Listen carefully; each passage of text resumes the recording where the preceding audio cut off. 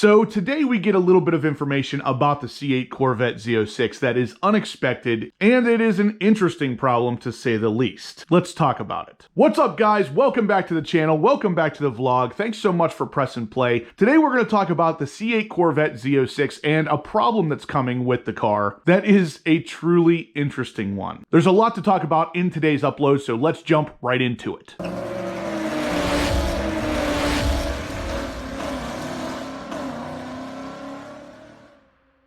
Alright guys, so it's been a while since we've talked about the C8 Corvette Z06. The news well has been a little bit dry, but today we get some additional information thanks to some guys over at the Corvette forum who were talking about some interesting problems that Chevy may be facing with the Z06, but we're going to talk about that in 1 second because there is a lot of information to cover here. I know by now a lot of you have already heard that there was an issue with a tornado and the Bowling Green plant and it wiped out some of the Corvettes. We're going to talk a little bit about that. We're going to talk about how many Corvettes were damaged, and then we're going to talk about this new interesting problem that GM is having with the C8 Corvette Z06. I keep saying interesting because it is interesting. But first, let's talk about the tornado and the Bowling Green plant. So basically, the CorvetteBlogger.com has told us that there was approximately 115 Corvettes that were damaged at the plant due to that tornado strike. Dealers are currently notifying affected customers. Now, I can only imagine being on the opposite side of that and receiving the call that, hey, the C8 Corvette that you waited about a year for, yeah, it's here, it's ready to go, but it is also destroyed because of a tornado. I would be extremely upset about that. And while that's not necessarily the biggest problem here, it still would be pretty dramatic for the person on the other end. Now, thankfully, it doesn't seem like anybody was hurt. Obviously, this tornado came through at night, so there was probably nobody in the building.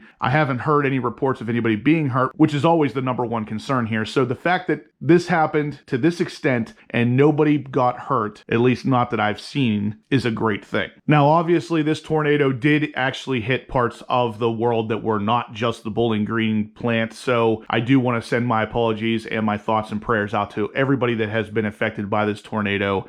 I am simply saying that at the Bowling Green location, no one was hurt. Everywhere else has had some casualties and has had a lot of damage, so to those people, my thoughts and prayers. There was 115 Corvettes damaged. So out of all of the C8 Corvettes sitting there, 115 of them took the brunt of the tornado. And it's unfortunate, but like I said, thankfully no one was hurt. Real quick though, guys, if you could please go ahead and smash that thumbs up button. Let me know you're liking the content so we can help break the algorithm here on YouTube and get this content out to as many other Corvette enthusiasts as possible. I would greatly appreciate it. Now, the Corvette blogger goes on to say that approximately 115 of those Corvettes were damaged inside, and they were damaged beyond repair and are currently being scrapped. So this was a pretty big deal. Apparently that tornado really messed some things up. I don't know how much you guys know about the size of the tornado or anything, but it was pretty gigantic. So the fact that it only, and I'll put that in quotes, only damaged 115 is pretty surprising, but it did do it to the point where they're being completely scrapped. They're totaled, they're not repairable, they're not even going to try. So that's pretty extreme. The article goes on to say that the dealers with the customer orders for their cars will have to resubmit the orders into GM's order workbench system. Again, that's unfortunate, and I'm truly sorry to hear it because the C8 is such a cool car. You guys are definitely going to love yours whenever you finally get them, but now it sounds like you got to reorder, so I'm sorry to hear it. A huge thank you to today's video sponsor, which is Ridge Wallet. It is a fantastic replacement for your current everyday use wallet. As a guy, we typically carry way too much junk in our wallets, typically old credit cards, a bunch of receipts, sometimes even hotel room keys that we don't need anymore. The Ridge Wallet helps organize all that stuff down to the core of what you actually need while maintaining a very new and up-to-date look. There are a bunch of different designs on their website to ensure that everybody is happy with the way that their wallet looks. I will drop a link in the description down below so you guys can check it out for yourself with a discount of 15% just for being a horsepower obsessed fan. Be sure to check it out in the description below. All right, guys, and moving on to the meat and potatoes of this upload, it is the C8 Corvette Z06 problem that GM is facing, and it's kind of being worked through already. It is really interesting problem. And like I said, this comes to us from the CorvetteForum.com. We have a poster over there named Corvette Ed. He says in his post that One other bit of info not related to the storm damage, he had actually talked to 2 different drivers of the Cooper trucks, and both of these drivers told him that the new Z06 will not fit on the trailers in the front lower section. Cooper was test hauling the Z06s and discovered that the cars were too wide to fit. Cooper has new trailers being built to solve this problem. Now, like I said, guys, I think this is a really awesome problem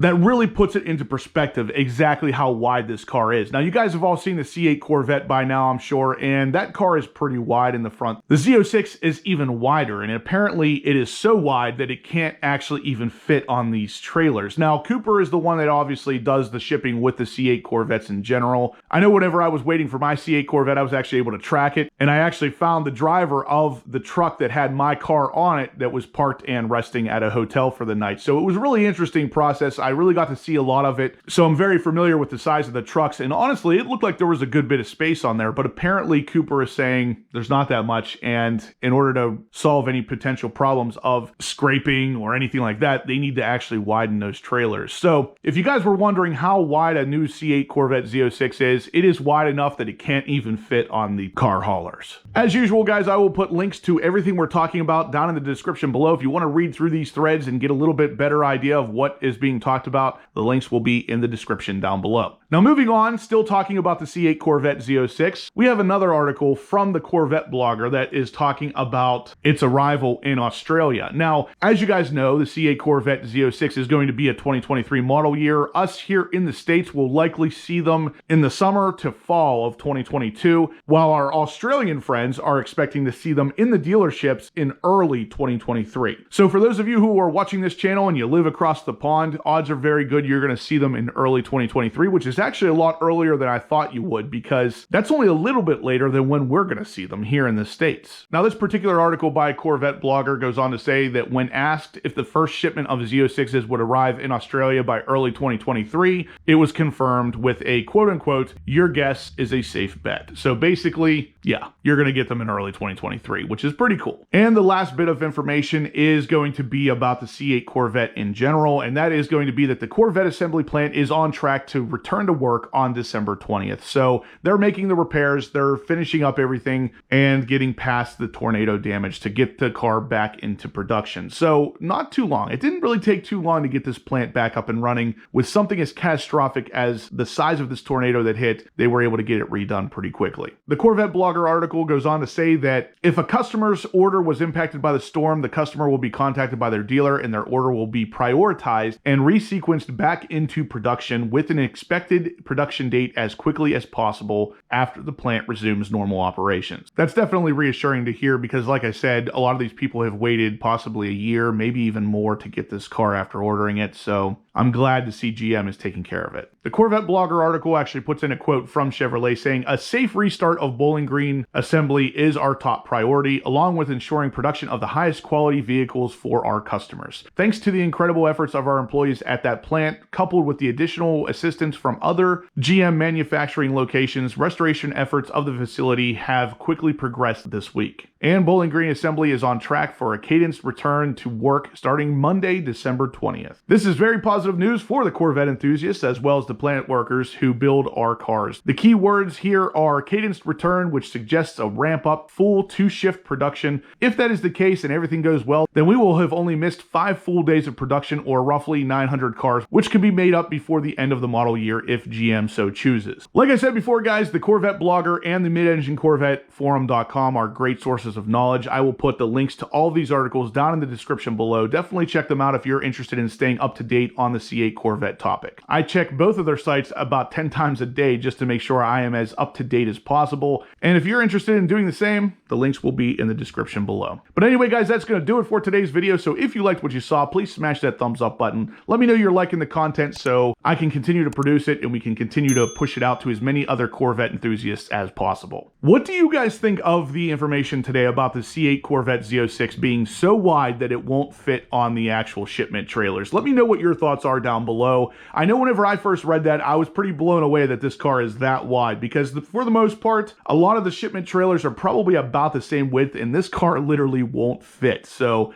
let me know what your thoughts are down below. If you guys haven't subscribed to the channel yet, please do. I have loads of C8 Corvette information like this coming that you are not going to want to miss. And as always, guys, I will catch you in the next upload.